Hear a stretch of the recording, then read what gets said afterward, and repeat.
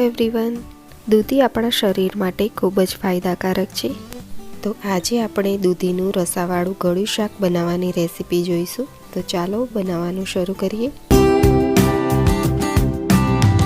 દૂધીનું ગળ્યું શાક બનાવવા માટે મેં અહીંયા એક મીડિયમ સાઇઝની દૂધીને એકદમ ઝીણી સમારી લીધી છે। દૂધીને સમારીને પાણીમાં જ રાખવાની છે, જેથી તે કાળી ના પડી જાય। દૂધીને ઉપયોગમાં લેતા પહેલાં તમારે તેને ચાખી લેવાની છે કે દૂધી કડવી છે કે નહીં। જો દૂધી સહેજ પણ કડવી હોય તો તેનો ઉપયોગ તમારે ના કરવો જોઈએ। તો સૌથી પહેલાં આપણે એક કઢાઈમાં 3 થી 4 ચમચી તેલ લઈ લઈશું। તેલ બરાબર ગરમ થાય એટલે અંદર 2 ચપટી જેવી મેથી ઉમેરી દઈશું। મેથી ઉમેરવાથી દૂધીના શાકમાં ખૂબ જ સરસ ટેસ્ટ આવે છે। તો મેથી જ્યારે થોડીક શેકાઈ જાય પછી આપણે અંદર ઝીણું સમારેલું લસણ ઉમેરી દઈશું। મેં અહીંયા 6 થી 7 કળી ઝીણી સમારી લીધી છે। હવે અડધી ચમચી જીરું ઉમેરી દઈશું અને જ્યારે લસણ બરાબર શેકાઈ જાય એટલે ચપટી હિંગ અને સમારેલી દૂધી ઉમેરીને મિક્સ કરી લઈશું।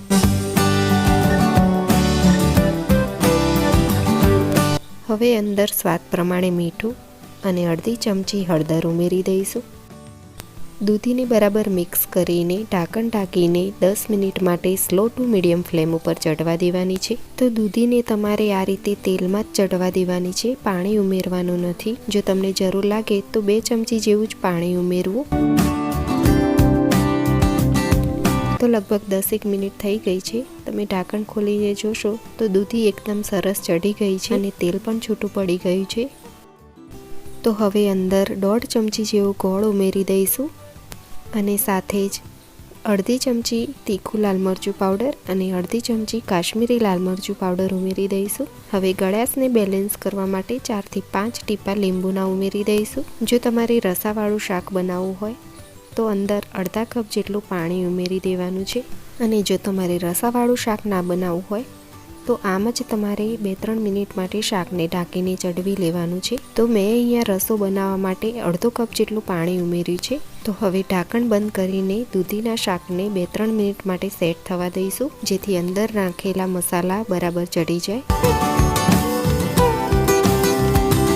તો લગભગ 2-3 મિનિટ થઈ ગઈ છે। તમે જોઈ શકો છો કે તેલ એકદમ સરસ રીતે છૂટું પડી ગયું છે અને બધા જ મસાલા મિક્સ થઈ ગયા છે અને ગોળ પણ ઓગળી ગયો છે। તો દૂધીનું રસાવાળું શાક બનીને તૈયાર છે। ઉપરથી થોડી કોથમીર ઉમેરીને મિક્સ કરી લઈશું। ગેસની ફ્લેમ ઓફ કરી દઈશું। તો આ દૂધીનું રસાવાળું ગળ્યું શાક તમે રોટલા કે રોટલી જોડે સર્વ કરી શકો છો।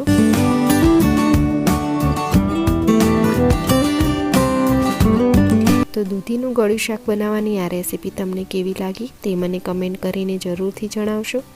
મારી ચેનલને સબસ્ક્રાઈબ ના કરી હોય તો તે કરી લેજો અને જોડે ઓલ બટનને પ્રેસ કરવાનું ના ભૂલતા, જેથી નવી વાનગીનું નોટિફિકેશન તમને મળતું રહે। ફરીથી મળીશું નવી રેસીપી સાથે। ત્યાં સુધી બધાને મારા જય શ્રી કૃષ્ણ।